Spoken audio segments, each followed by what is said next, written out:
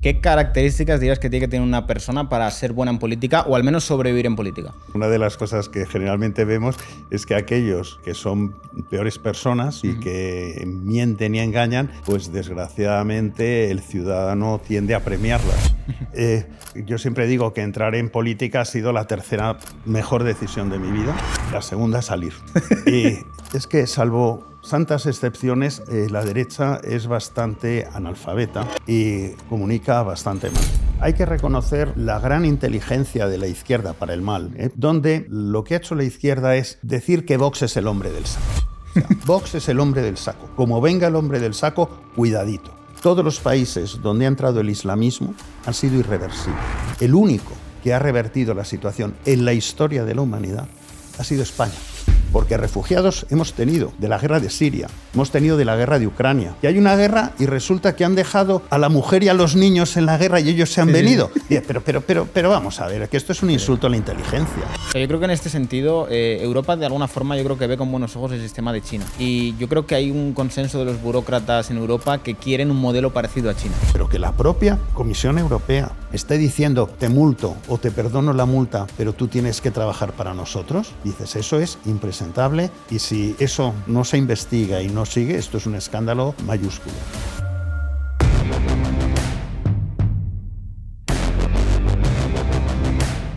Muy buenas familia y bienvenidos un día más a Wall Street Wolverine. Hoy estamos aquí con un señor que conoceréis prácticamente todos, Marcos de Quinto. ¿Qué tal estás? Muy bien, encantado de estar aquí en mi casa. ¿Qué tal la vida fuera de la política? Pues muy bien, la vida siempre es una maravilla llena de experiencias y todas las experiencias son enriquecedoras. Antes, cuando estamos hablando un poquito fuera de cámaras, me decías que la política a veces dentro del ámbito profesional no es muy agradecida. ¿Y qué visión tienes tú respecto a todo esto? Porque tú vienes de una carrera profesional muy larga en el sector privado. ¿Tú cómo has visto todo esto? Bueno, para mí, yo siempre digo que entrar en política ha sido la tercera mejor decisión de mi vida. La segunda, salir. Pero una vez que he estado 37 años trabajando en una multinacional americana, en Coca-Cola, y muchas veces, pues, cuando estás en la empresa, te das cuenta que hay un montón de decisiones políticas que impactan realmente en los negocios. Entonces, el hecho de haber estado en política para conocer un poco cómo es ese mundo, cómo se mueve ese mundo, cómo se toman allí las decisiones, pues para mí ha sido como un maravilloso máster. He estado apenas año y medio metido en política activa. En política yo llevo toda mi vida porque soy un personaje político, pero en política de partido solamente he estado un año y medio y ha sido suficiente un poco pues para ver cómo son las cosas, cómo funcionan y aprender. ¿Qué características dirías que tiene que tener una persona para ser buena en política o al menos sobrevivir en política? Bueno, primero habría que definir qué es ser bueno en política. Eso también. Porque, lógicamente, una de las cosas que generalmente vemos es que aquellos que son peores personas o que tienen peores pozos y que mienten y engañan, pues desgraciadamente el ciudadano tiende a premiarlas. Y aquellas personas que mantienen unos principios y que mantienen su palabra, pues por la razón que sea, los ciudadanos las castigan. Probablemente porque los ciudadanos quieren ser engañados y premian a aquellas personas que les engañan, que les dicen las cosas que quieren oír, aunque luego no las cumplan. Pero esto es una primera lección. ¿Qué evolución tuviste de Pedro Sánchez? Porque yo creo que vemos un Pedro Sánchez que ha ido evolucionando y que ha ido, digamos, que adaptándose a la situación. Y yo creo que ya estamos llegando a un Pedro Sánchez que realmente carece de ideología ninguna. No, pero Pedro Sánchez yo creo que no ha tenido ningún tipo de evolución. Pedro Sánchez ha sido el mismo desde el inicio. Desde el Pedro Sánchez que ocultaba detrás de un telón unas urnas con unas papeletas ya metidas para engañar a sus propios compañeros, pues este es el mismo Pedro Sánchez. No ha tenido ningún momento. El Pedro Sánchez también que engañó haciendo una tesis doctoral que no es suya, que se la hicieron.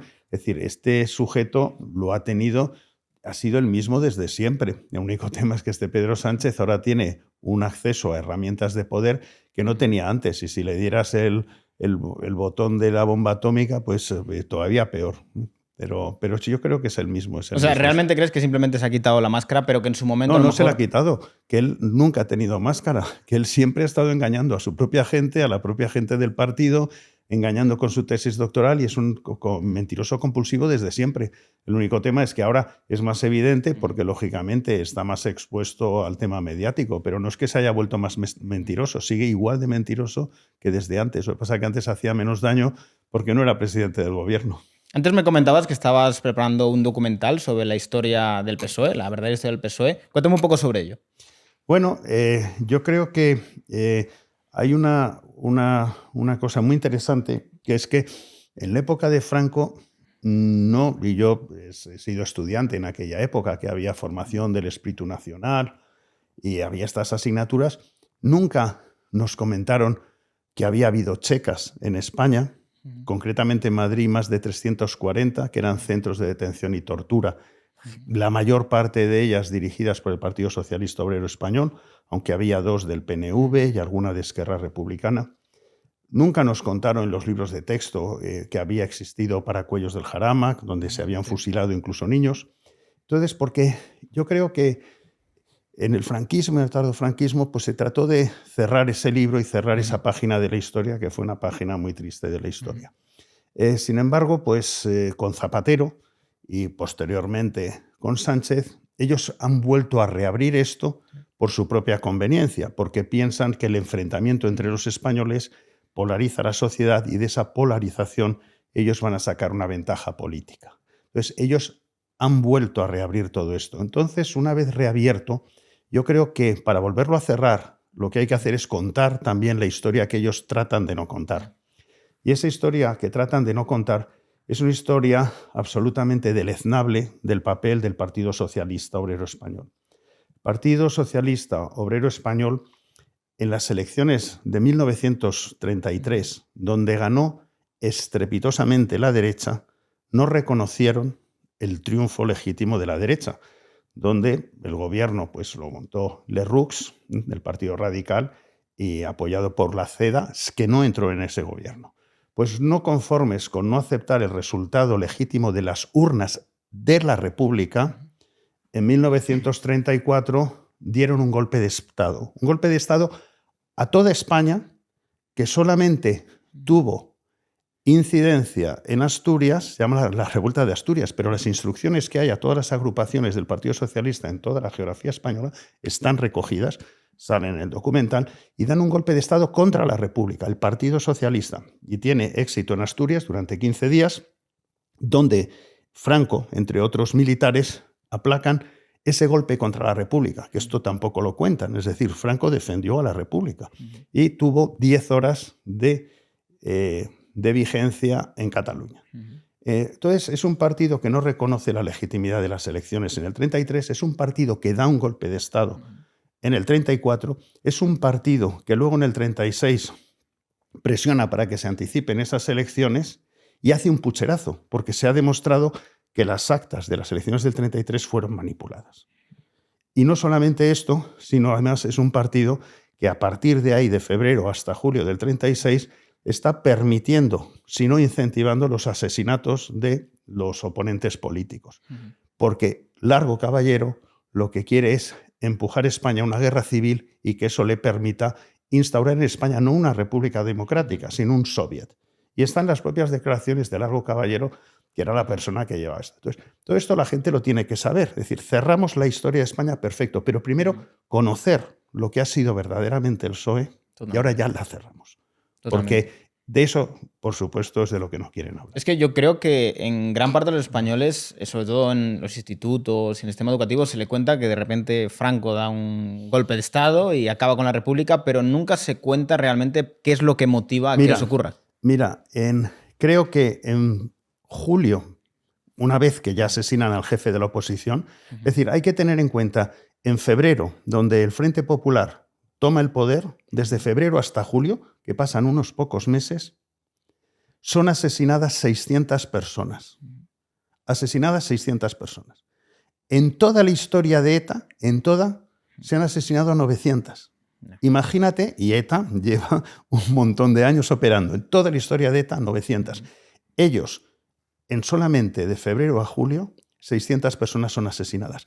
Y lo que es más grave, en el último momento, en julio, asesinan al jefe de la oposición, a José Calvo Sotelo, le van a buscar a su casa por la noche, gente del Partido Socialista, concretamente la Guardia Personal, los escoltas de Indalecio Prieto, y le sacan de su casa y en la calle Claudio Cuello, saliendo de Velázquez, le pegan un tiro en la nuca y dejan abandonado su cadáver.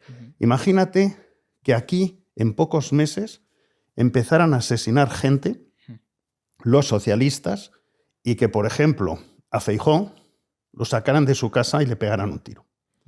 Eso es lo que promueve en un determinado momento que la gente no se deje asesinar y que de repente no es que haya un golpe. O sea, hay un intento de golpe que fracasa y por eso hay una guerra civil, porque el golpe no está bien planificado ni bien hecho. Es simplemente una reacción a la desesperada ante la permisividad que tiene el gobierno socialista con los asesinos. ¿No crees que muchas veces la derecha no es capaz como de utilizar bien dentro de la batalla cultural este tipo de cosas? Porque, por ejemplo, en los últimos meses hemos tenido tanto ataques islamistas a mesas informativas en Francia, el ataque a Alejo Vidal Cuadras, hemos tenido el ataque a Trump ayer mismo. Es que, salvo santas excepciones, la derecha es bastante analfabeta y comunica bastante mal, salvo algunas excepciones. Y por otro lado, España, la hegemonía cultural de la izquierda, hace que tengamos una derecha que ha comprado todos los marcos mentales y conceptuales de la izquierda. Y nos encontramos, por ponerte un ejemplo que es evidente, tú te acuerdas, no hace mucho, el gran debate que había entre Pablo Iglesias y Sánchez, peleaban por yo soy realmente el representante de la izquierda, no, el representante de la izquierda soy yo, es Podemos, no, el representante de la izquierda auténtica es el PSOE. Ellos presumen y tratan de ser los representantes de esa izquierda. ¿Tú has visto al PP presumir de somos los representantes de la derecha? No, todo lo contrario. Están como acomplejados y al final lo que buscan es, bueno, nosotros somos de centro, somos como unas últimas declaraciones de Feijóo que dice, son curiosas, dice, el espacio que tiene que ocupar el Partido Popular ahora que se ha ido a la izquierda totalmente, a la izquierda, el PSOE, pues es el de esa izquierda moderada, es de los socialistas templados, de la socialdemocracia. Entonces dice, bueno, si el representante de la derecha se siente avergonzado de ser de derechas y dice que hay que ser socialdemócrata, oye, pues apague y vámonos, porque los que somos liberales y tal, pues nos quedamos bastante desatendidos, ¿no? Sí, totalmente. Pero eso sucede porque se ha llegado al convencimiento, incluso los partidos de derechas, que ser de derechas es malo. Cuando objetivamente lo que es malo, y además una idiotez, es ser de izquierdas, y se ha demostrado que allá donde han gobernado pues ha sido un desastre económico, liberticida. Ese es el balance que tiene la izquierda. Luego, no cabe entender que haya gente que presuma ser de izquierdas. Pues bueno, pues aquí incluso la derecha ha comprado ese mensaje, esa mercancía caducada y averiada, pues la ha comprado la propia derecha. Sorprendente. ¿Cuál crees que es el análisis que hace el PP para enfocarse en esta estrategia, viendo que, por ejemplo, Ayuso arrasa literalmente con un posicionamiento que es bastante más de derechas que el que tiene el PP a nivel nacional? Bueno, yo no lo sé. Eso tendrías que preguntárselo a alguien del PP. Yo soy absolutamente independiente y no lo sé, no lo entiendo. Yo creo que muchas de las cosas que se mueven es que cuando no tienes ideología o cuando no tienes fuertes convicciones, tú lo que eres una máquina de llegar al poder o de mantenerte en el poder o de intentar alcanzar el poder. Entonces, cuando de repente dices, bueno, sobre este tema, ¿qué tenemos que opinar? Y cuando no tienes ideología, pues le dices a la gente que te lleva las encuestas, ¿qué debería opinar yo sobre este tema para que me dé más votos? ¿Y qué debería opinar yo de este? Entonces tú en el fondo no eres nada, sino simplemente eres una persona que tus asesores te están diciendo cuestiones de qué deberías de opinar y tú lo vas haciendo en función de lo que te digan las encuestas. Entonces, claro, cuando no tienes convicciones o cuando no tienes ese tipo de principios, pues te acomodas absolutamente a lo que te puedan decir. Hay, sin embargo, otro tipo de gente con mucha más ideología. En este caso, Isabel Díaz Ayuso, que viene de la tradición del Partido Popular madrileño, donde estaba gente como Esperanza Aguirre, son gente con corte liberal. Y como ya tienen unos principios liberales, pues entonces ya saben cada vez que hay un tema cómo responde un liberal ante ese tema. Y si tienen en estos momentos una decisión rápida y firme respecto a ello. Ahora, cuando no tienes ideología, cuando no sabes si eres liberal, si eres conservador, si eres socialdemócrata o si eres socialista templado, pues bueno, pues lo único que tienes es una empanada mental tremenda. Yo creo que el PP es una amalgama de de gente, algunos con ideología, otros sin ideología, y bueno, pues hay de todo. Hay gente muy respetable, hay grandes pensadores, hay gente que comunica muy bien, como Cayetano Álvarez de Toledo, y bueno, también Miguel Tellado, yo creo que es un gran valor, y hay otra gente pues que en el fondo es que no sabes si podrían pertenecer al Partido Socialista. En algún momento yo he llegado a pensar que a Feijóo no le gustan sus votantes. O sea, que Feijóo mira a sus votantes y dice: ay, yo que esta gente, si son de la fachosfera, a mí me gustaría tener de votantes a Nicolás Redondo Terreros, o yo qué sé, a Eduardo Madina, o yo qué sé, pues oye, incluso a Sabater, aunque a lo mejor Sabater le parece muy de derechas ahora, Feijóo. Y entonces, una persona que es líder de un partido y que parece que no te gustan tus votantes y que te gustaría tener otros, pues la verdad es que es un tema muy curioso. ¿Tú crees que el PP se esperaba esta ruptura de Vox respecto al tema de los menas? Pues yo no tengo ni idea. Yo creo que a lo mejor hasta ellos se han quedado como muy contentos, pero yo creo que se lo han buscado. Tú no entiendes probablemente que el PP se ha encontrado más cómodo durante estos meses hablando continuamente con el PSOE, hablando continuamente para hacer los pactos de Europa, y que se encuentra más cómodo hablando con el PSOE que no con Vox. A mí me da la impresión de que durante muchos meses no han querido hablar para nada con Santiago Abascal ni nada. Luego, si son los socios y hablan tanto de la unidad de la derecha, habla con tu socio natural, pero se encuentran a veces más cómodos hablando con el PSOE para pactar determinadas cosas, para pactar la regularización de 500.000 de inmigrantes, para pactar el reparto del Consejo General del Poder Judicial, para pactar las políticas europeas donde van a seguir votando lo mismo, la Agenda 2030 y tal, que no hablando con Vox o hablando con Santiago Abascal.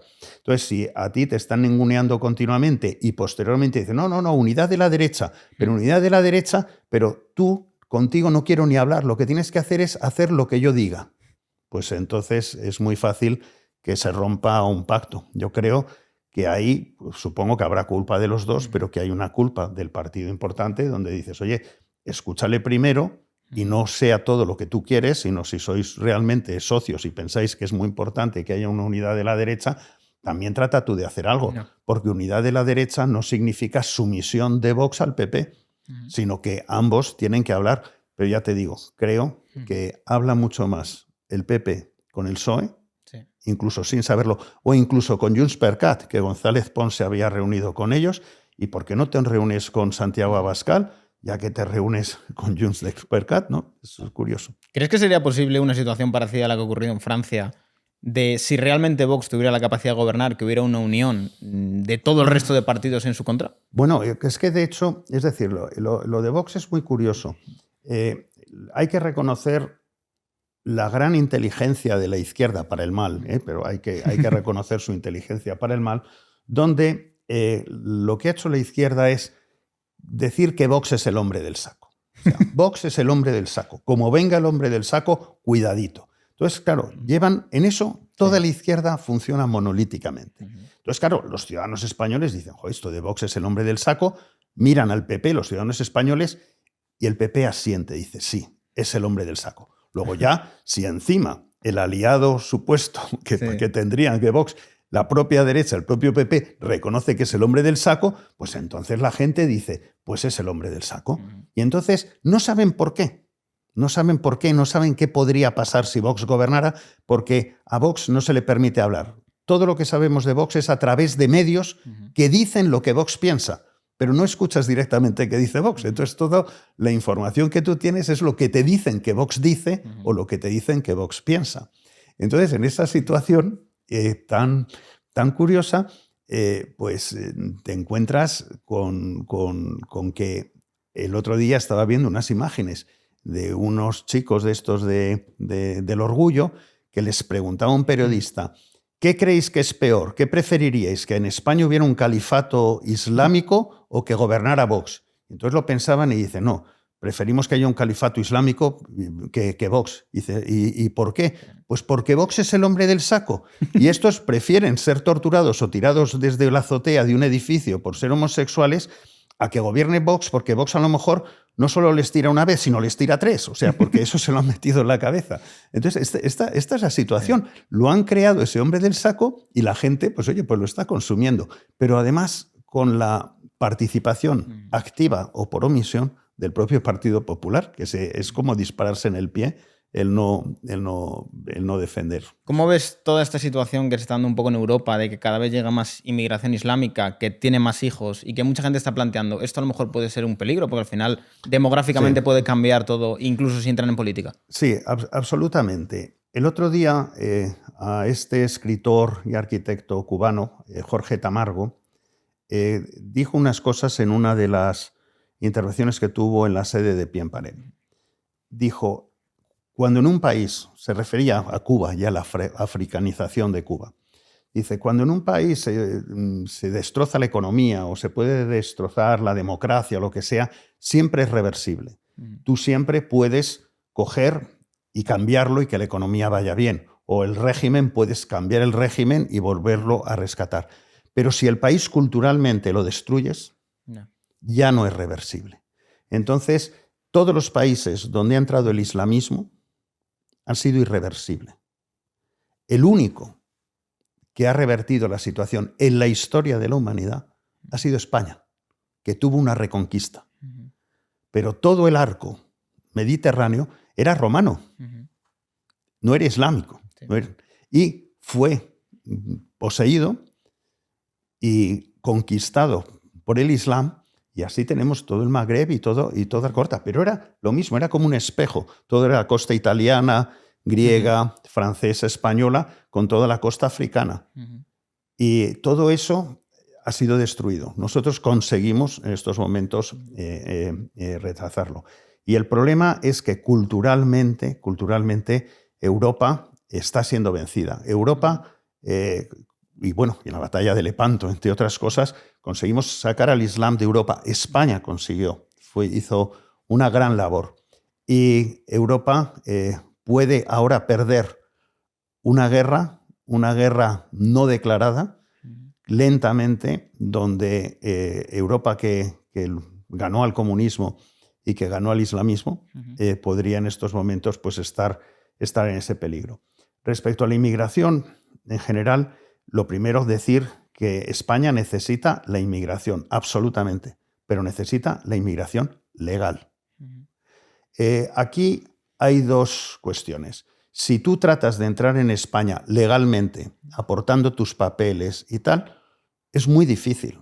Sin embargo, si pagas a una mafia para montarte en una patera, no para montarte en una patera, para montarte en un remolcador que remolque la patera desde Senegal y que luego llame por teléfono a estos sinvergüenzas de las ONGs que son como un Uber, al que llaman y dicen la localización y que cobran, hay unas declaraciones recientemente, creo que vais a hablar con Pulido, que os comente esto, y que cobran, y en estos momentos les digan, oye, que se bajan del transbordador, los estamos subiendo en estos momentos en la patera, están en esta longitud, en esta latitud, y que vengáis, y en unas pocas horas, en 24 horas o en 12 horas, vienen y los cogen y se los llevan. Es como la última milla que están haciendo una empresa de transportistas de seres humanos. Entonces, esa es donde están cobrando 3.000 o 5.000 euros por persona que entra ahí, en inmigración ilegal, que no son refugiados, que son gente que está viniendo, jóvenes en edad militar, la mayor parte de ellos, y que tienen el dinero para pagar a las mafias, que habrá que ver de dónde han sacado ese dinero, o si se los está dando algún gobierno a ellos especialmente para meterse dentro de Europa o dentro de España. Porque refugiados hemos tenido de la guerra de Siria, hemos tenido de la guerra de Ucrania. Precisamente aquí, en esta casa, he tenido una familia ucraniana que vinieron de Ucrania cuando empezó la guerra. Venía una señora, venía su hijo de 3 años, venía otro hijo de 6 meses, venía la suegra y venía un perro, Joy. Estos vinieron, huyeron con coche y llegaron aquí. Y cuando ha venido la gente de Siria, viene el padre, la madre, el abuelo, los niños. No te vienen los hombres. Si hay una guerra, ¿qué pasa? Que hay una guerra y resulta que han dejado a la mujer y a los niños en la guerra y ellos se han venido. Pero vamos a ver, que esto es un insulto a la inteligencia. Entonces, puestos a que sean las mafias quienes deciden quiénes entran en España y no nosotros, oye, lo que yo le pido al Ministerio de Exteriores, Álvarez, oye, coloca unos chiringuitos en las playas de Senegal o en las de Mauritania y nos llevamos el negocio nosotros. Cobra tú los 3.000 euros o los 5.000 y por lo menos rebajamos la deuda. Pues digo, porque ya puestos a que van a entrar los que paguen y no los que queremos, por lo menos el negocio no se lo dejes a las mafias, ya lo haces tú, si es que no lo están haciendo. ¿Eh? Pero bueno, eso sería la situación. Porque lo ideal aquí es decir, ¿qué necesitamos? Vamos a dar todas las facilidades a la gente que cumpla estos requisitos, a la gente que culturalmente se adapte mejor a nosotros, a nuestras costumbres y que tengan las cualificaciones que queremos escayolistas, que queremos ingenieros, que queremos enfermeras, que queremos médicos o que queremos peones camineros. Pues bueno, este es el cupo y vamos a traerlos y a gente que se pueda realmente aquí adaptar.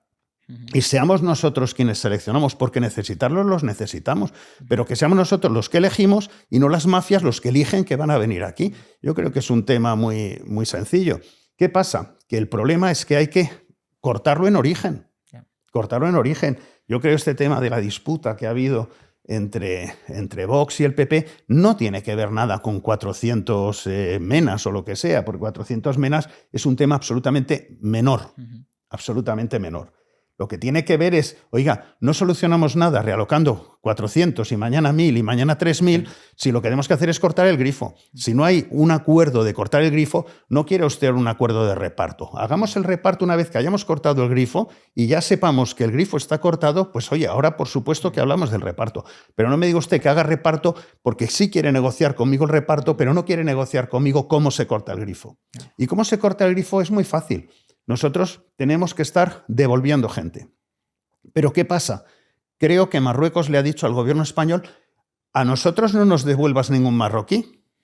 Bueno, entonces diga, oiga, usted a mí no me envíe ningún marroquí si no quiere que se los devuelva. Y si no los quiere aceptar que se los devuelva, hablemos con la Unión Europea y que haya una sanción a Marruecos. Pero lo que no se puede es que a Marruecos le estemos dando dinero, le sigamos dando dinero y nos mande aquí la gente que le sobra o la gente que él quiere que venga aquí.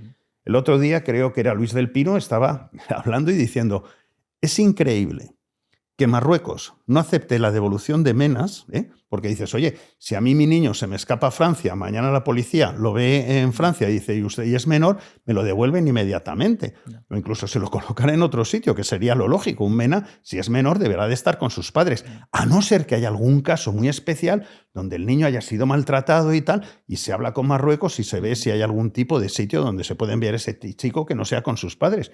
Pero si es un menor, que esté con sus padres. Pero resulta que el gobierno le está pidiendo a los españoles, digo, pero estos 400 menas, que nos rasquemos el bolsillo y que paguemos el coste de mantenerlos y educarlos, 30 millones de euros más o menos, y que no se lo pidamos ese dinero a Marruecos, sino que nosotros paguemos eso, que es un tema marroquí. Y sin embargo, Marruecos, entonces, estaba diciendo Luis del Pino, acaba de contratar 2 satélites espías por 900 millones de euros.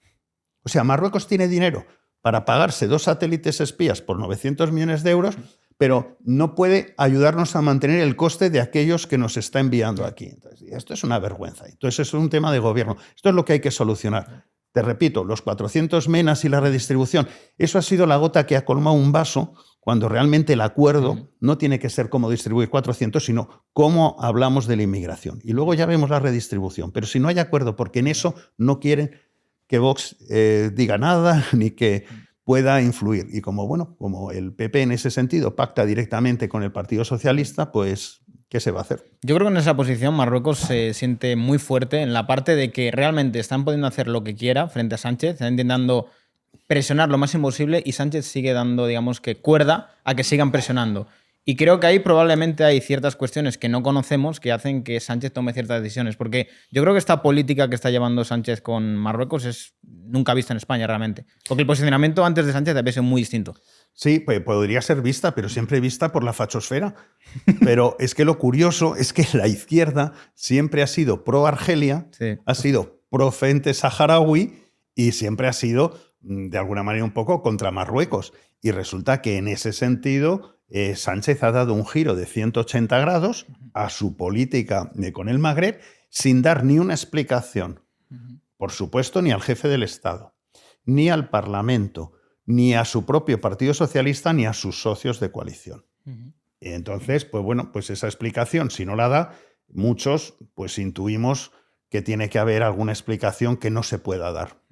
Y eso es el tema. ¿Crees que realmente estamos en un punto ya de declive absoluto del movimiento feminista? Porque yo recuerdo hace 6-7 años que los 8M eran moviditos. O sea, realmente duraban semanas de preparación, los medios tenían mucha cobertura, mucha movilización, pero ya en los últimos años hemos visto que ha caído la cosa. Bueno, no hay que confundir el movimiento feminista con el movimiento feminazi. El movimiento feminista, los primeros que se lo han cargado son las feminazis. Las feminazis son quienes han estado atacando a ese movimiento que siempre ha defendido a la mujer. Y bueno, en este sentido, cuando el movimiento feminazi dice que ser mujer, primero no saben definir qué es ser mujer, y aparte de no saberlo definir, cualquiera puede ser mujer, pues no hay nada que haya sido más mortal para el movimiento feminista que eso. Es decir, las mujeres antes podían ganar medallas en el deporte, pues ahora es muy difícil, porque ahora una autodefinida mujer pues le quita todas las medallas. Han dado una marcha atrás el movimiento feminazi respecto a lo que pretendía el movimiento feminista, que es la gran puntilla. ¿Cuál es el resultado? Que el movimiento feminista en estos momentos está herido de muerte, no por la derecha, sino por las feminazis, y las feminazis están, y todo el movimiento woke, pues también está de capa caída.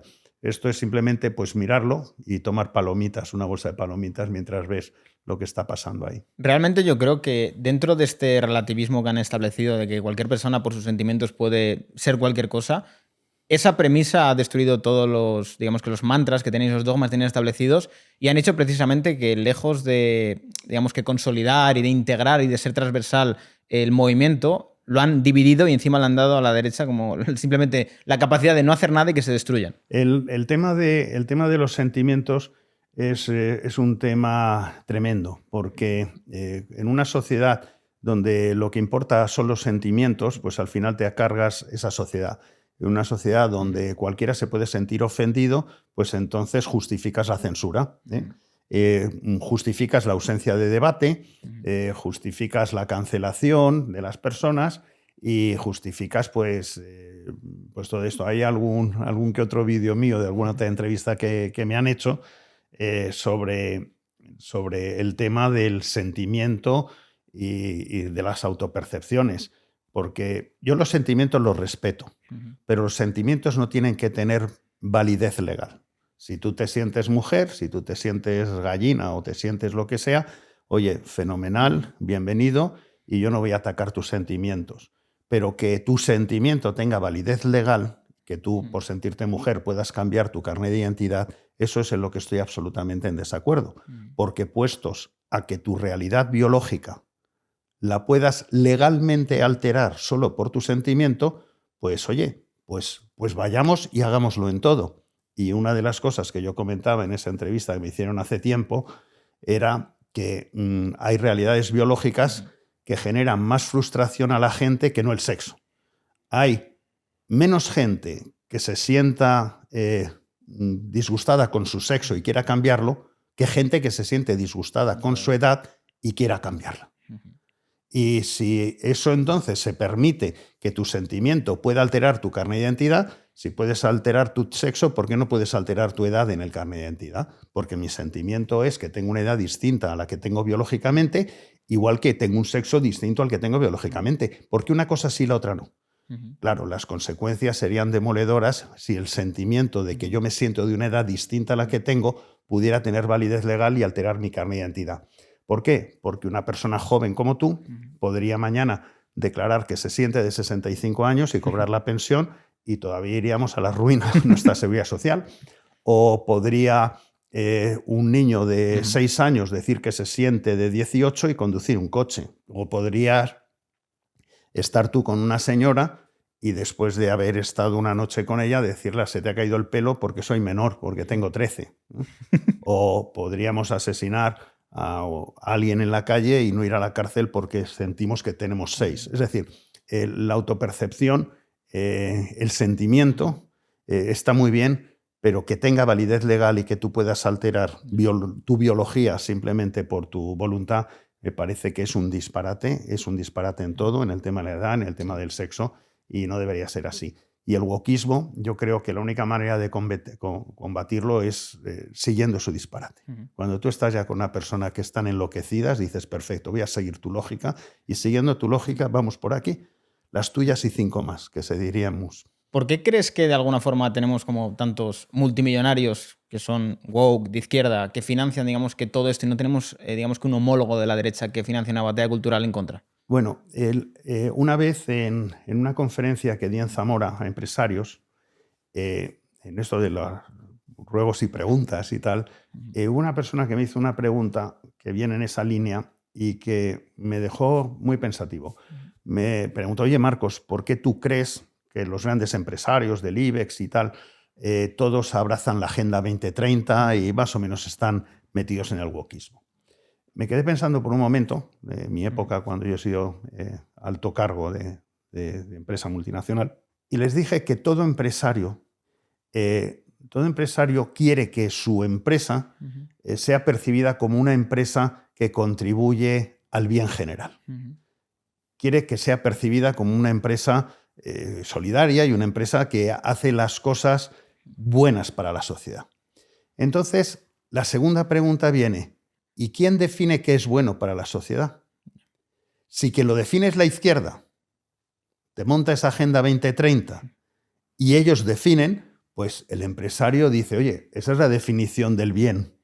Entonces yo apoyo el bien, porque la derecha no hace una alternativa a esa visión. Por poner un ejemplo, si la izquierda dice que una sociedad mejor es una sociedad donde haya menos CO2, aunque eso sea una memez, porque la cantidad de CO2 en la atmósfera es el 0,04.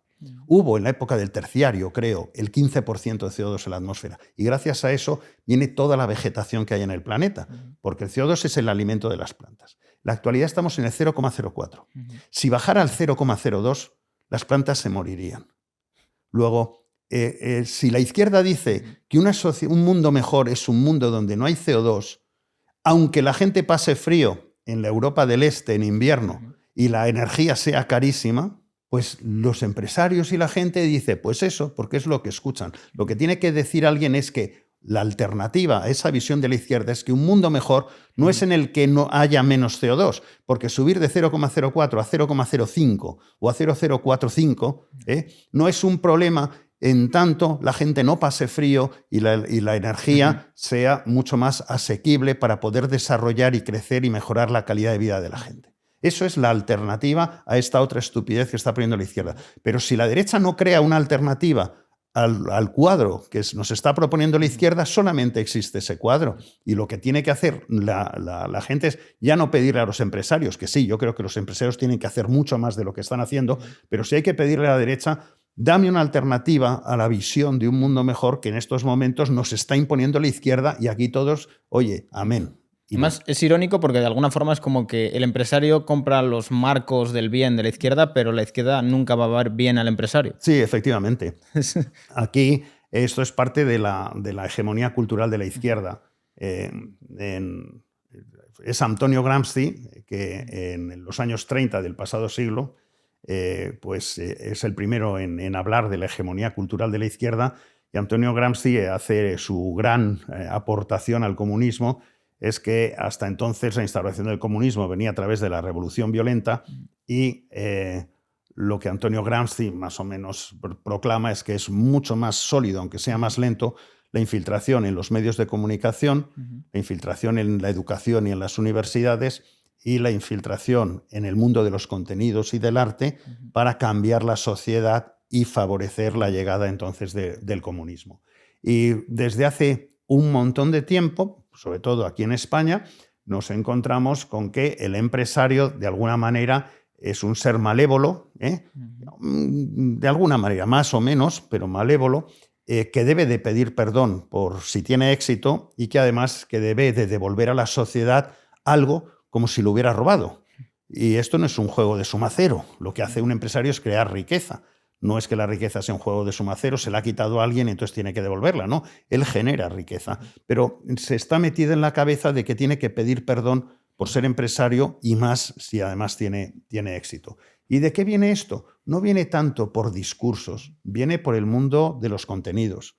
Te encuentras pues los típicos chistes de entonces de Chumi Chúmez y de todos estos, o de Summers, que te encontrabas al empresario gordo barrigón con sombrero de copa y puro, y luego te encuentras eso, al obrero pues famélico y todo esto, apoyando esa imagen. Y en la actualidad, series tan divertidas como La que se avecina o Aida, siempre se busca que el personaje malo, aunque sea simpáticamente malo, siempre sea el empresario. En La que se avecina te aparece el pescadero y en el pescadero, en ese personaje, los guionistas concentran todo lo malo. Concentran que sea una persona insolidaria, que sea una persona egoísta, que sea una persona machista, que sea una persona racista, que explote a un sudamericano y tal. Entonces es un personaje muy divertido, pero si te fijas, concentra todo lo malo y es el que tiene la pescadería. Y en Aida, el del bar. El dueño del bar es fascista, tiene un bigotito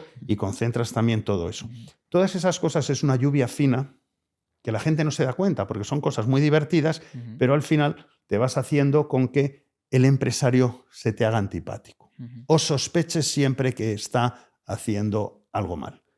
Nunca verás una serie donde el sinvergüenza y el cara dura sea el sindicalista liberado, que es además lo que más se da en la realidad.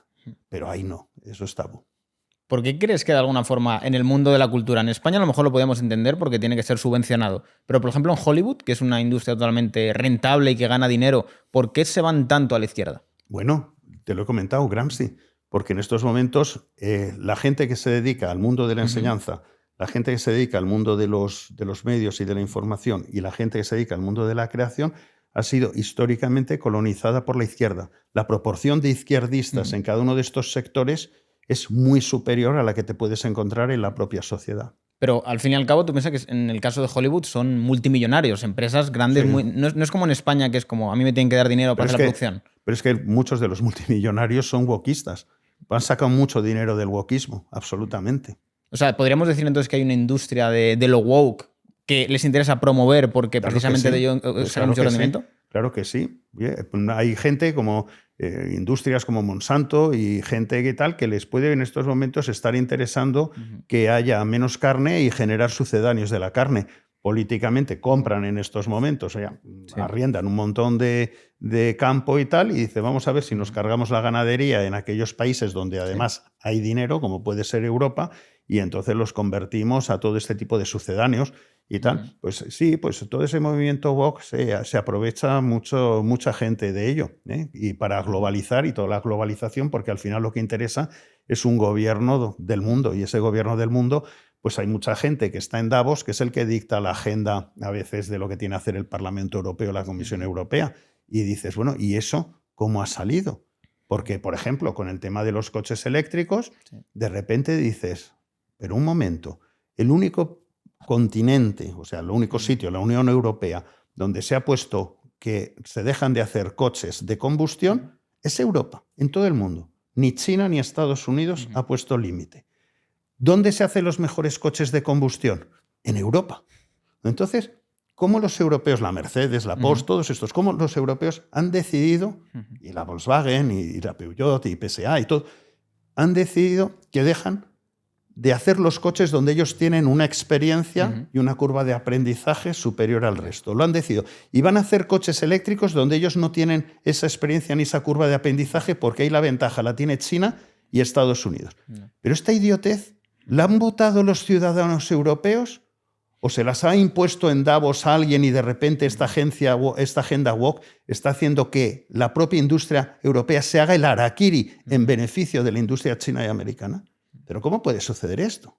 ¿Cuál dirías que es el papel ahora mismo de Europa? Porque realmente yo creo que en los últimos años hemos visto que Europa, con todo lo que hace Estados Unidos, a pesar de que vaya en su contra, incluso con el tema de Ucrania, o sea, el bombardeo del Nord Stream afectaba directamente a los europeos, y Europa miró a otro lado. ¿Cuál es la posición ahora mismo de Europa? Bueno, vamos a ver. Aquí hay una cosa que no hay que confundir. Yo soy profundamente pro-Europa. Y yo creo que hay mucha gente muy de derechas que es pro-Europa. No hay que confundir que ser pro-Europa signifique ser pro estos gobernantes que actualmente están en Europa y que están tomando decisiones malísimas para Europa. Entonces, la única cuestión es esto, porque muchas veces, si tú atacas a von der Leyen, dicen, es que no eres pro-europeo. No, yo soy pro-europeo, lo que no soy es idiota. Y esta gente está tomando unas decisiones bastante idiotas. Por ejemplo, en Europa te dicen, uy, aquí no podemos explotar las tierras raras y entonces no podemos sacar litio ni nada. Y resulta que compramos litio a los chinos, los cuales, si el globo terráqueo es el mismo, ellos tienen que hacer agujeros no solo para ellos, sino para nosotros. Por lo cual a mí me da igual que el agujero se haga en Europa o que se esté haciendo en China el doble de agujero, porque como nosotros no hacemos agujero, ellos lo hacen.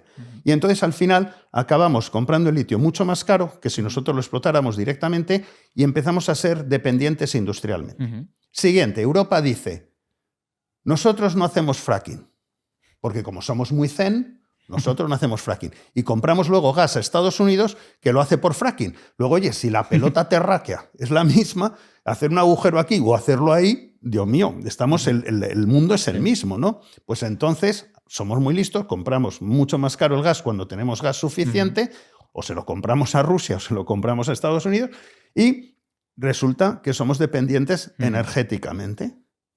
Y luego, pues yo qué sé, lo siguiente es, oye, que las vacas hacen ventosidades y el metano va a la atmósfera, luego carguémonos nuestras vacas.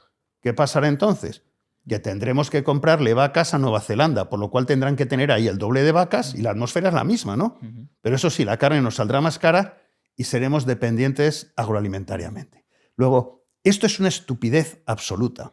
Y lo único que ha hecho Europa, esta Europa, porque yo creo, de nuevo te digo, soy pro-europeo, pero lo que ha hecho este gobierno europeo es una sinvergonzada, porque todo el izquierdismo que hay subyacente en este gobierno europeo, que incluso la derecha es una derecha pro-izquierdista, porque ya se ve que están juntos, ha sido no invertir en armamento. Tenemos una situación mundial horrorosa, pero como nosotros somos zen, no invertimos en armamento y ahora nos encontramos que o nos defiende Estados Unidos o Gran Bretaña, que también de alguna manera pues ellos han mantenido otra política. Luego también, como somos zen, nosotros las fronteras abiertas y somos absolutamente garantistas y de repente hay una invasión donde tienes, oye, que son países islámicos, casi Bélgica es un país islámico, te encuentras algunos países nórdicos, Suecia es casi un país islámico, te encuentras lo mismo donde las mafias del Magreb están instaladas en Holanda, pero claro, como somos zen, nosotros eso no lo podemos hacer. Entonces,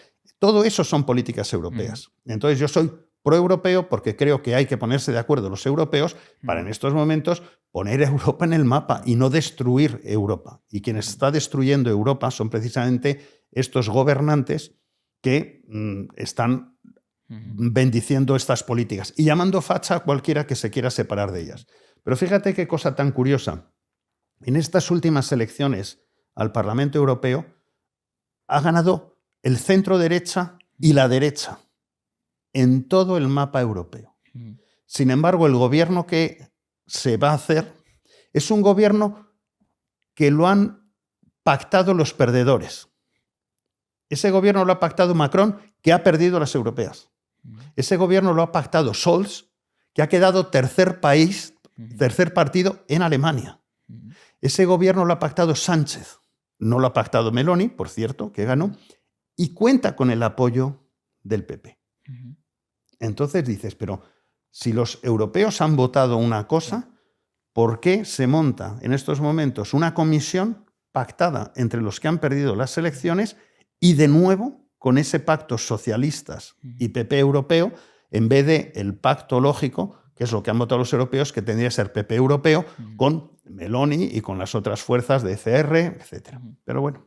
¿Crees que la situación puede ir a peor con la llegada de Trump? Porque al final Trump, por su filosofía, va a ser traer industria nueva a Estados Unidos, ciertos aranceles, proteccionismo, centrar todo en que Estados Unidos potencie su economía. ¿Y crees que Europa va a tener debilidad frente a eso? No lo creo. Yo creo que lo que Trump puede hacer es poner las pilas a Europa, que es lo que lleva diciendo. Es decir, si no hay un 2% de inversión militar, yo no estoy aquí para gastarme el dinero de mis contribuyentes en defenderos a vosotros. Vosotros, hacer menos chorradas con el dinero que robáis a vuestros ciudadanos europeos e invertir un poco más en vuestra propia defensa. Que tenéis una guerra aquí, tenéis otra ahí, tenéis todo esto totalmente amenazado. Entonces, dejar de dar dinerito en todas las imbecilidades que se les ocurren a estos gobiernos del buenismo y montaros un poco en defensa. En ese sentido, yo creo que ahí Trump sí va a suponer un estímulo o una ayuda. Pero por otro lado, yo creo que es muy importante para Europa el que haya unos Estados Unidos fuertes. Y con Biden no hay unos Estados Unidos fuertes. Es decir, la debilidad de Biden es tremenda. Creo, no sé la cifra, que a lo mejor me estoy equivocando, pero creo que decían que habían retirado 10 embajadas de Estados Unidos desde que está Biden. Retirar 10 embajadas, que es territorio norteamericano, significa que en esos países donde las han retirado es donde no se está respetando, no hay ese respeto a Estados Unidos y tienen que retirar la embajada. Entonces, un Estados Unidos, es decir, un Estados Unidos fuerte, a mí me parece que es mucho más seguro, por lo menos para el mundo occidental, cuando nosotros en estos momentos nos encontramos con una situación de una pinza que está haciendo los países comunistas conjuntamente con los países islámicos. Fíjate que no tiene nada que ver, es decir, los islamistas con los comunistas, pero de alguna manera ellos son socios en Irán, se protegen, son socios en un montón de conflictos y yo creo que debemos de estar unidos porque solamente el hecho de tener una policía mundial, y odio esta expresión, pero es mejor tener una policía mundial norteamericana que no china, pero mucho más interesante para todos. ¿No crees que ahora mismo Europa tiene demasiada influencia de China y que precisamente por eso se toman estas decisiones? Bueno, Huawei, la mujer de Álvarez, esa era la directiva, ¿no?, de nuestro ministro de Exteriores, era la directiva de Huawei, creo, aquí en España. No sé si algún pariente de González Pons, su hijo, lo que sea, estaban en el lobby y tal.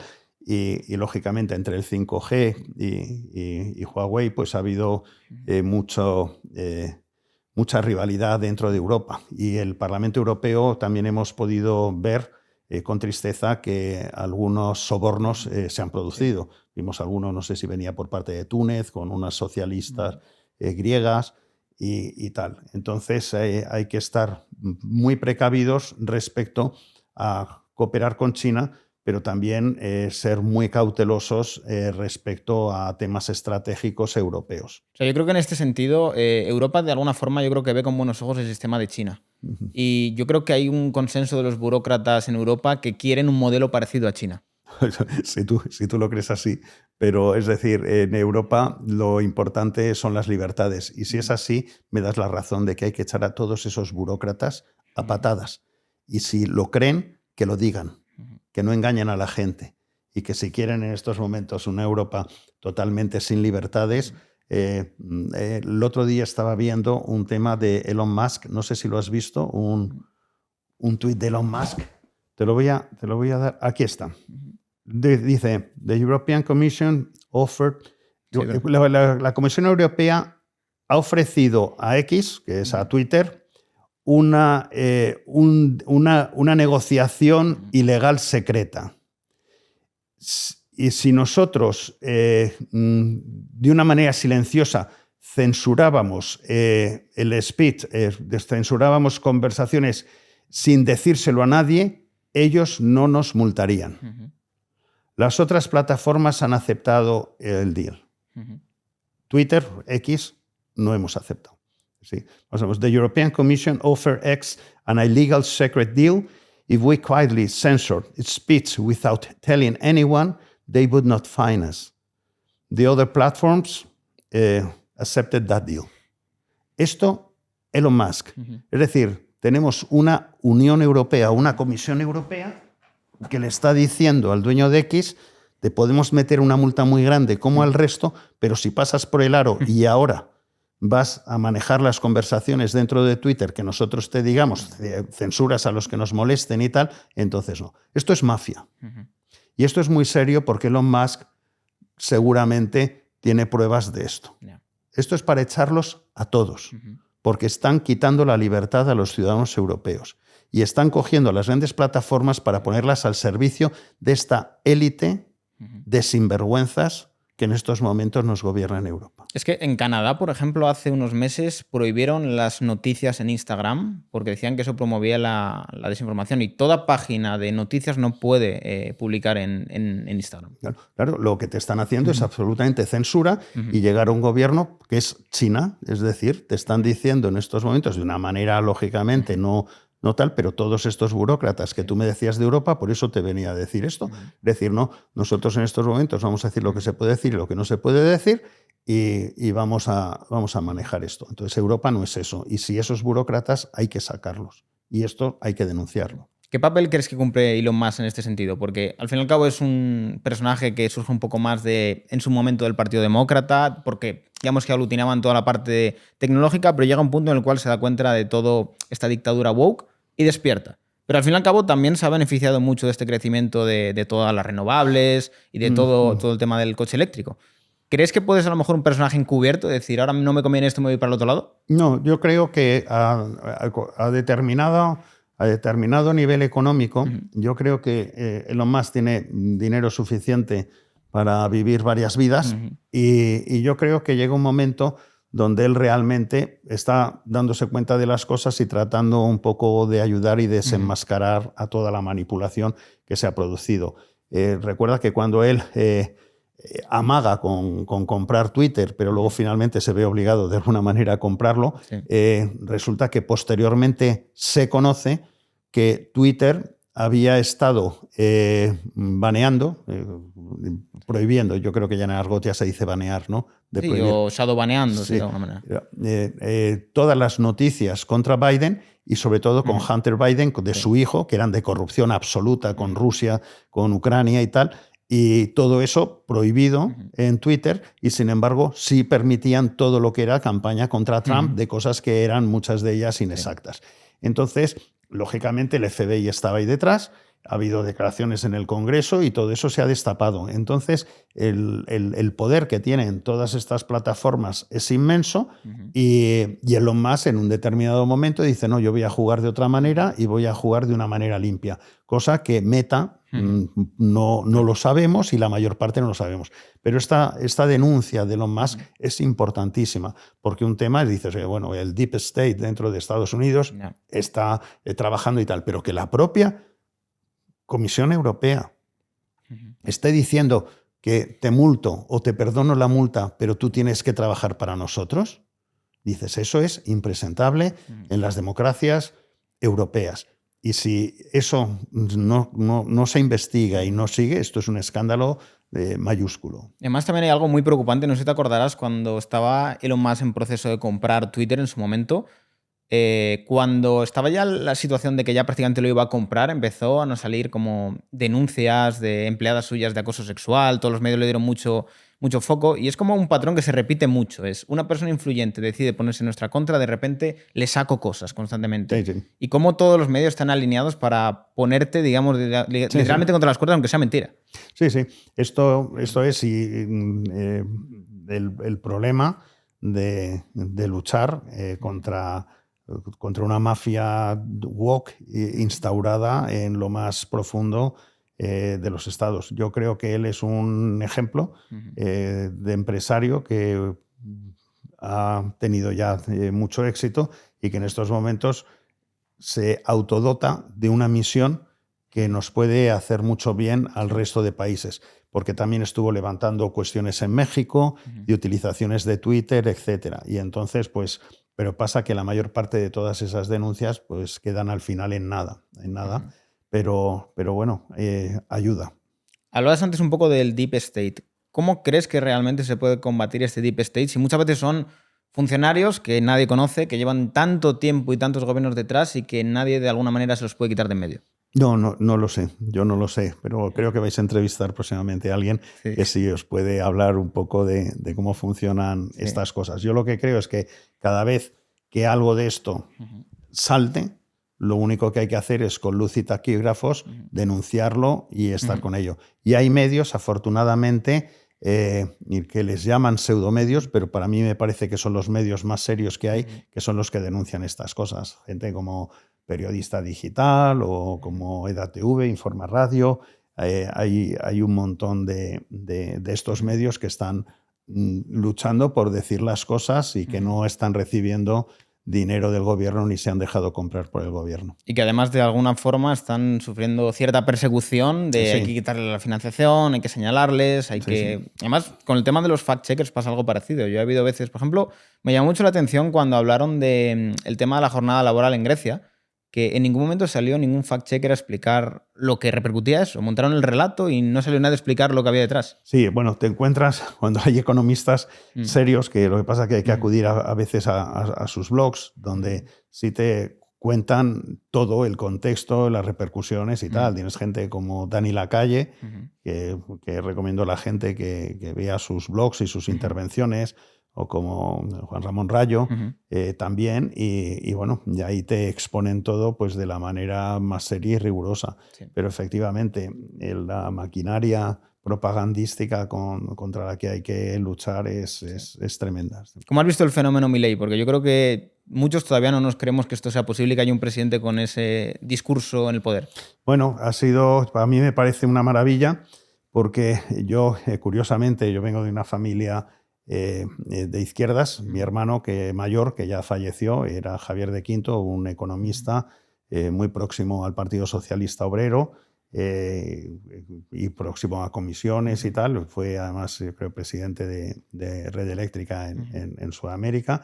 Y cuando éramos pequeños, él estudió económicas y yo estudié ingeniería y posteriormente económicas. Y con mis 20 años yo leía a Henri Lapage, Mañana el capitalismo, y estaba yo muy cerca a los anarcocapitalistas. Sí. Digo, de esto hace muchísimo tiempo. Entonces, claro... No me lo imaginaba, ¿eh? Cuando de repente tengo los libros de Henri Lapage antiguos, y claro, cuando de repente te encuentras con un personaje como Milei, pues de repente, pues, o sea, para mí es algo tremendo.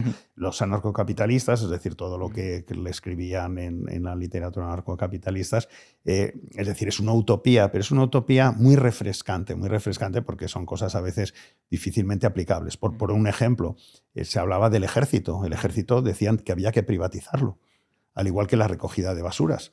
Y dices, vamos a ver, si en un ayuntamiento quien te recoge la basura lo sacas a concurso y se lo das a quien lo hace a menor coste, ¿por qué no la defensa de la nación la sacas a concurso y se la das a aquel que te la garantiza a menor coste?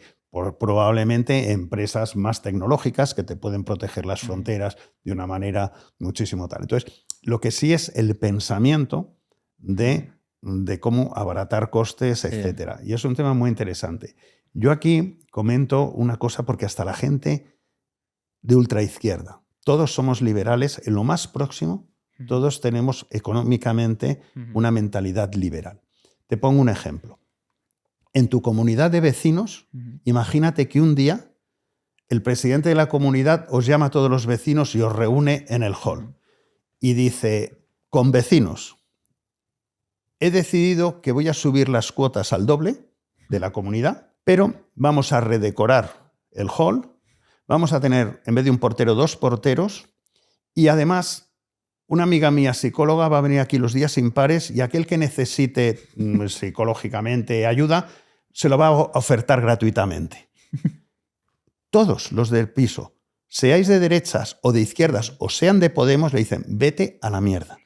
No nos vas a subir para nada las cuotas, no nos las vas a subir. Nosotros solo queremos que nos saquéis la basura, que no haya olores en el portal y que esté limpio, y cualquier otra cosa te la guardas para ti, porque con mi dinero en mi bolsillo y no me vas a subir la cuota.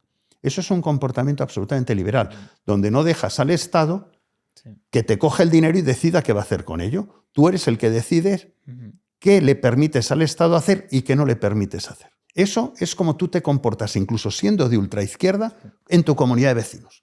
Ahora, cuando ya no es la comunidad de vecinos, sino cuando es el ayuntamiento y te dice, te voy a subir el IBI y te lo voy a quitar porque voy a hacer no sé qué, tú ya ahí te callas. Si encima te lo hace la comunidad autónoma, te callas más. Y si encima lo hace el gobierno, pues ya te olvidas. Pero en tu comunidad de vecinos te has comportado como un liberal mandando a la mierda al presidente de la comunidad. Esto es muy importante. Sí. Pues la gente lo tiene que entender. Y además yo creo que ninguna persona de izquierdas administraría sus finanzas como administra un gobierno. Porque si tú en tu casa ves que estás gastando más de lo que ganas y además en cosas que no necesitas, pues en algún momento dices, esto no puede ser. Pero en el gobierno sí que lo ven bien, el tener el déficit, mantener la deuda, gastar en cosas que no generan riqueza, que no son activos, que son solo gastos y muchas veces son transferencias de... Bueno, pero a lo mejor hay gente de izquierdas que gasta más, pide prestado y luego no lo devuelve, que es lo que hace el gobierno, ¿no? También puede ser. También puede ser. También puede ser, sí. También puede ser. Por esta parte, Marcos, cambiando un poco de tercio, tú que has tenido una carrera profesional bastante larga dentro de Coca-Cola, ¿cómo le dirías a alguien que es muy joven que se puede escalar en una empresa tan grande? Ni idea. No lo sabes.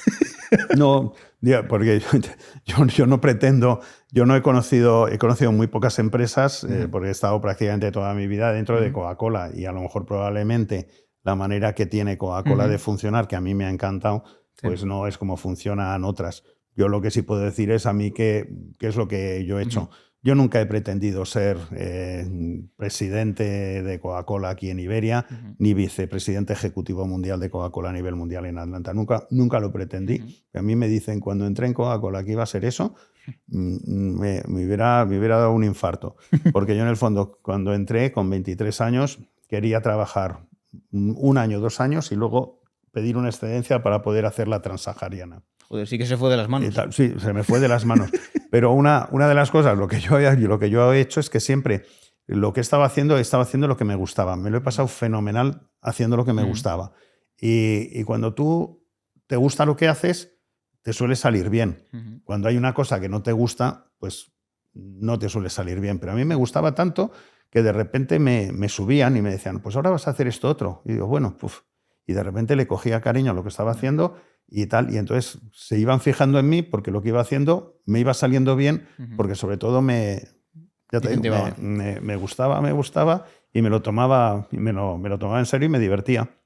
Y también he tenido pues unos equipos maravillosos. Eso también he tenido muy buen ojo con la gente, nos hemos pasado muy bien, nos hemos divertido y hemos hecho siempre lo que creíamos que había que hacer, no siempre lo que nos decían. Eso es importante. Y eso siempre se lo decía a la gente. Digo, lo que es seguro es que algún día te van a despedir.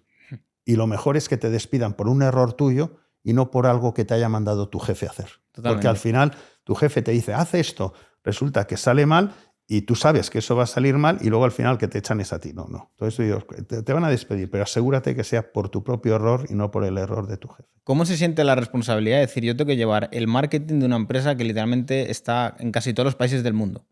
Pues bien. O sea, ¿tú no te paras a pensar de decir, joder, como me equivoque con un enfoque se puede liar tremenda? No, bueno, primero, cuando tú llevas el marketing, no llevas el marketing, hay un marketing de la empresa, hay un marketing de las marcas y hay un marketing de la categoría. Son 3 esferas distintas. Cuando te refieres al marketing de las marcas, tú lo primero que tienes que hacer es entender a la marca. Entender a la marca y qué es. Porque yo sé perfectamente, son 37 años, yo sé lo que es Coca-Cola y yo entiendo Coca-Cola. Yo administro Coca-Cola. Es como que me han pasado una persona y durante unos años yo la entiendo y le pongo los elementos para que siga siendo lo que yo cogí o incluso más.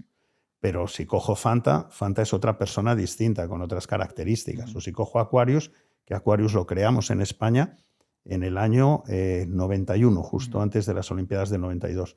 Y que es Aquarius, tú lo entiendes. Entonces, Aquarius puede decir unas cosas que Coca-Cola no va a decir.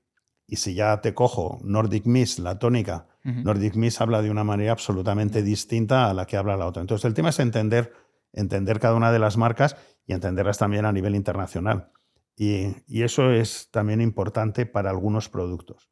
Porque, por ejemplo, en un chiste es muy distinto. Si yo quiero ser gracioso, y quiero ser gracioso en todo el mundo, quiero ser gracioso en Europa, en Estados Unidos, en la India y en China, a lo mejor no tengo que contar el mismo chiste. Porque en un sitio me van a decir qué gracioso es y en otro me dirán este es un guarro o este es un sinvergüenza.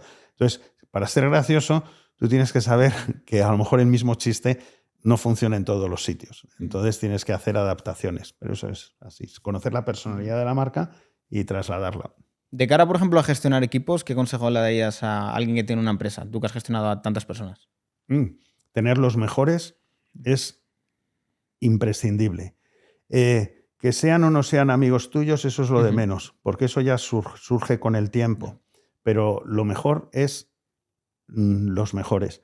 Es más complicado cuando tú tienes un establo de caballos pura sangre, porque la gente necesariamente es complicada. Si tú tienes un montón de borreguitos es muy fácil de manejar. Pero yo siempre he preferido tener lo mejor de lo mejor. Y al final unos aprenden de otros, todos aprendemos de los demás. Y bueno, y el único tema es tener un ambiente distendido y sobre todo el humor. Yo para manejar equipos, el humor, porque cuando utilizas el humor puedes decir todo a la gente y la gente habla de las cosas. Si te pones muy serio es complicado. No. Entonces yo siempre con humor he podido dar feedback y feedback muy serio, riendo. O sea, digamos que no eras el perfil de jefe de reunión, no sabe por dónde me va a venir, sino que te tenían cierta confianza. Sí, por supuesto. Por supuesto. Sí, a ver, yo creo que es interesante porque muchas veces yo creo que se percibe esa parte de cercanía con el jefe como debilidad, como que no hay una autoridad. Yo creo que se puede establecer la autoridad de muchas maneras. No. Eso no es así. No es así. La persona que trata de ser autoritaria es la persona débil. No. Porque es el que no acepta una discusión, es el que no acepta que le puedan llevar la contraria porque tiene miedo a no tener razón él. Pero yo todo lo contrario. Digo, oye, ¿qué piensas que esto es una estupidez? Venga, cuéntamelo y tal, que a lo mejor tienes razón. A ver si me convences. Ya hablamos y tal, pero tú lo abres. Una persona, no, he dicho que es así, punto, y te das la vuelta. No. Eso es porque no tienes conocimientos. No. ¿Sabes? Precisamente el autoritario es el que trata de crear distancia para que la gente no se dé cuenta de que él no sabe. No. Pero 37 años yo manejando el negocio de Coca-Cola, me lo conozco a nivel mundial en todos sitios, y hay gente que puede tener ideas, digo, oye, perfecto, que a lo mejor, y en algunos casos, de repente alguien me ha convencido, y yo he dicho, no, esto no se puede hacer, esto es tal, pero alguien me ha insistido, explícamelo, tal. Pues oye, adelante con ello. Una cosa interesante a comentar, Marcos, que yo creo que a la gente le va a llamar la atención. Por ejemplo, el salto que pegó Coca-Cola y también otras marcas de pasar al cero, por ejemplo, ¿eso se premeditó con mucho tiempo? ¿Se hizo un muy buen estudio de mercado o realmente fue siguiendo alguna tendencia de lo healthy, por así decirlo? Porque ahora mismo la mayoría de gente que conozco no toma Coca-Cola normal, toma casi siempre Coca-Cola cero. Oye, vamos a ver, es que eres muy joven. Yeah. Coca-Cola sacó una cola sin azúcar hace muchísimo tiempo, que se llamaba TAP. ¿TAP? TAP. No sabía. Sin azúcar, pues métete. TAP sin azúcar. Y lo teníamos en España con Eva Nassarre, que era una señorita que hacía gimnasia y tenía un programa en televisión y todo. Entonces no se llamaba Coca-Cola porque se llamaba TAP y porque entonces vivía todavía Robert Woodruff, que era uno de los pioneros de Coca-Cola, y no hubiera aceptado que se usara la marca Coca-Cola en ningún otro producto que no fuera Coca-Cola. Y entonces TAP cubrió eso. Y era un refresco de cola sin azúcar y en España se lanzó.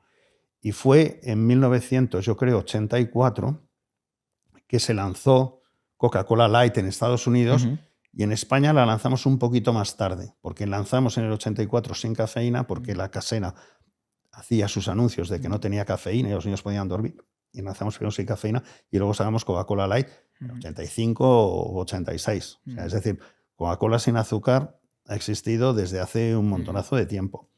Y luego se sacó Coca-Cola Cero porque era una manera de que Coca-Cola Light, cuando se habías lanzado, era cuando el no tomar azúcar o el cuidarse era algo eminentemente femenino. Entonces, nosotros lanzamos Coca-Cola Light con un posicionamiento muy femenino y a nivel mundial y también en España. Y claro, llegó un momento que cuando de repente todo el mundo quiere cuidarse, no solamente el público femenino, pues que es una marca que te ven tomándola y entonces eso en algunos países pues era un poco como peyorativo, ¿qué haces tal? Entonces creamos otra marca sin azúcar que pudiera ser más ambivalente, que eso es Coca-Cola Cero, pero esos han sido un poco los pasos, pero sin azúcar ha habido desde siempre. Una cosa que ha habido muchos rumores sobre ello siempre, la fórmula de la Coca-Cola, ¿ha ido evolucionando o siempre ha sido la misma? Uf. Ha habido algún cambio de la que era original, ha habido algún cambio, pero que lo ha habido hace muchísimos años, de una reducción de uno de los ingredientes y la desaparición de otro, pero digo de tal. Y por lo demás sigue siendo lo mismo. Lo que sí ha habido modificaciones es en la estructura de edulcorante. Hay países donde se utiliza una mezcla de azúcar de caña, hay otros donde se utiliza para edulcorar azúcar, pero que es jarabe de maíz. Hay otros donde es de remolacha. Sí. Entonces, la parte del azúcar es el que te puede variar en algunos sitios. Y luego también la estructura de los edulcorantes artificiales, que hay algunos países donde hay unas mezclas mejores, peores, otras donde se acepta un edulcorante, en otros no. Y entonces siempre son un tree blend, una mezcla de 3 edulcorantes que pueden variar de un país a otro. Porque hay mucha Pero gente no que es lo que dice... es la fórmula le llamamos fuera del edulcorante. Vale. Porque hay mucha gente que dice que dependiendo del país, creo que decían por el agua, la Coca-Cola es distinta. No, eso es un mito, ¿no?